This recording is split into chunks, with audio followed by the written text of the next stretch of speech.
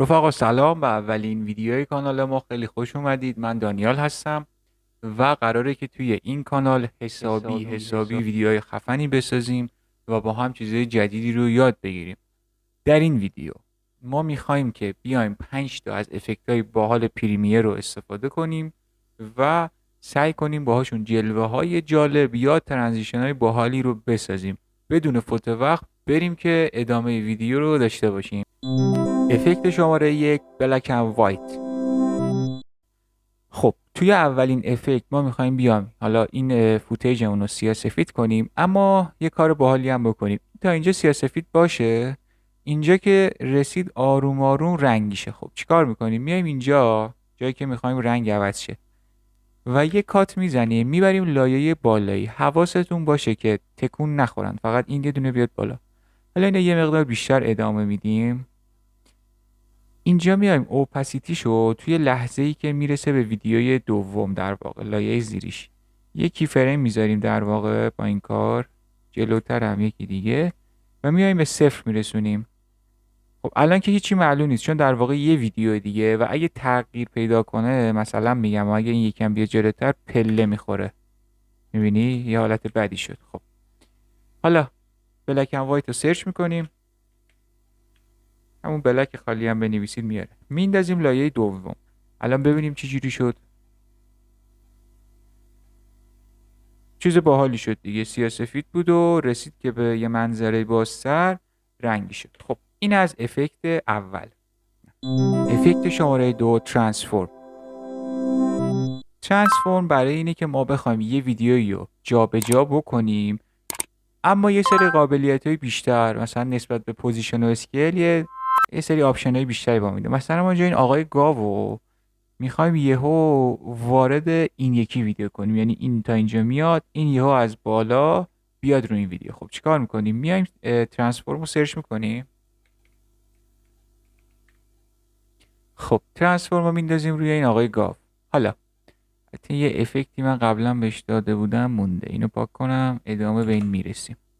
خب حالا توی این لحظه که هیچی ما میخوایم معلوم نباشه، پس افکت کنترل ترانسفورم پوزیشنش رو فعال میکنیم، اینو از صفحه میبریم بیرون. خب حالا یکم جلوتر میخوایم که این برگرده سر جاش، اینو میزنیم که برگرده. خب این تا اینجا یهو اومد پایین، اما خب این کارو با پوزیشن هم میشد کرد، نیازی به افکت ترانسفورم نبود. ما میخوایم این یه حالت بلار پیدا کنه. چیکار میکنیم؟ میریم دوباره تو افکت کنترل ترانسفورم، این پایین تیک شاتر انگل و تیک بالاییشو میزنیم بره و شاتر انگل رو تا انتها زیاد میکنیم. الان ببینید چی جوری شد. دیدید یه حالت بلار پیدا کرد. حالا مثلا ما میتونیم اینو یه مقدار نزدیکتر کنیم که با سرعت بیشتری انجام شه. این هم از افکت دوم. افکت شماره 3، کراپ. آقا توی این ویدیوهای گیمینگ و همین یوتیوب دیدیم مثلا طرف یه گوشه هست. الان مثلا ما میخوایم این آقای گاو توی این فوتیج اولمون این گوشه باشه. خب اول یک کپی بیایم بگیریم بذاریمش اینجا. خب میایم دوباره توی افکت کراپ رو، ای بابا این باز فارسی، کراپ رو سرچ میکنیم، میندازیمش روی ویدیومون پایین.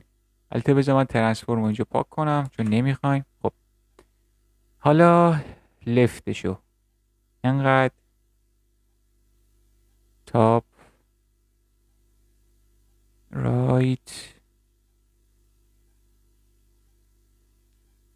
و باتمش هم. حالا میایم پوزیشنش هم درست میکنیم.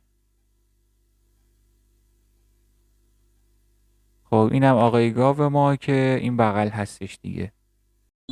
افکت شماره 4، نویز.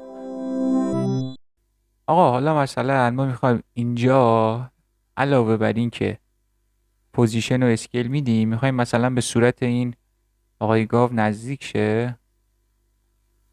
در حین اینکه نزدیک میشه میخوایم مثلا نویز بگیره تصویر. احتمالا تو این افکت های فانی که حالا یوتیوبرها یا تو اینستا استفاده میشه دیدید. خب دوباره برمیگردیم افکت اینجا نویز رو سرچ میکنیم. خب اینو میندازیم رو ویدیومون. خب ما میخوایم که نویزمون از اینجا شروع بشه و تا اینجا 100 بشه. کی فریم که بهش دادیم فقط میایم درصدش رو زیاد میکنیم. الان ببینید چی جوری شد.